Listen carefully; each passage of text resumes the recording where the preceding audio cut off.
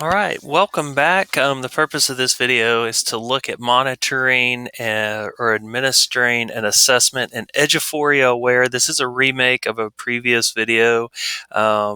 It's early October, and we've just gotten some updates and had a few questions that we thought going back and taking a look and maybe adding some detail to the video might be helpful for everyone. So thanks for joining us.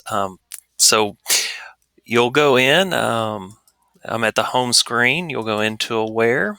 If you have a test available, you'll see a test available up here in the corner. And once you get into the test available, if you're administering a district interim, you can see there's several different types. There's test, team test, teacher test, team test, as well as district assessments. We're going to look today at a district assessment. And so I will click on that district assessment. Oop, I better go back one screen. Sorry about that. Um, so you do have to choose online test proctoring to be able to administer the assessment online. You can do that by hitting this button or by hitting this button. Once those are selected, then you can go directly into the test, and that'll take you over from test available to the online test proctoring tab.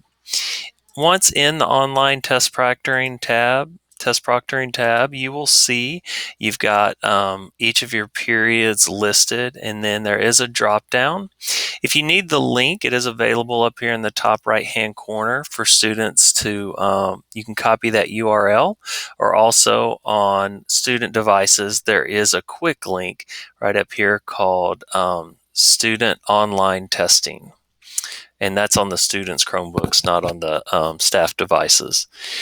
So once you get in, you can see the individual class. You can see here that this class has 32 students in total. 4 have not started the test and 28 have completed the test. It will show if they are in progress, as well as if they're making progress, like if they kind of stall out. And then across here, you can see each test. So let's say we're ready to give this. Of course, this assessment's already been given, but when you're ready to give the assessment, you can start and stop the assessment.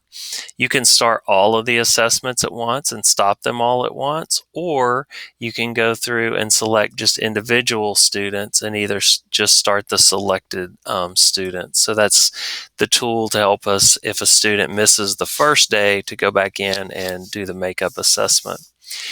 If a student does go in and submits their test and they submit before they should have or before the test is complete, you can go in and reopen that assessment. This is the button that you'll use to reopen the assessment.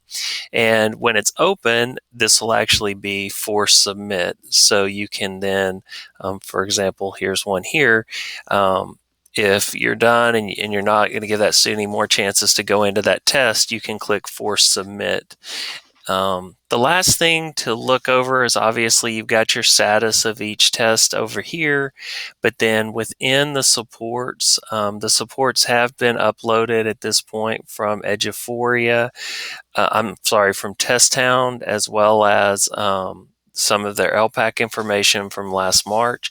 So most of this should be selected for you. However, before a test, when the test is still in the pending status, like this one that's not started, you can go in and select features such as text-to-speech, spelling assistance, as well as a Spanish text-to-speech. And this should only be selected if you're asking for text-to-speech of a Spanish test. So this does not translate the test.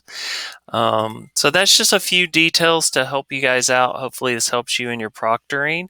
If there's, just stay in contact and let us know how assessment and accountability can continue to support you through this process.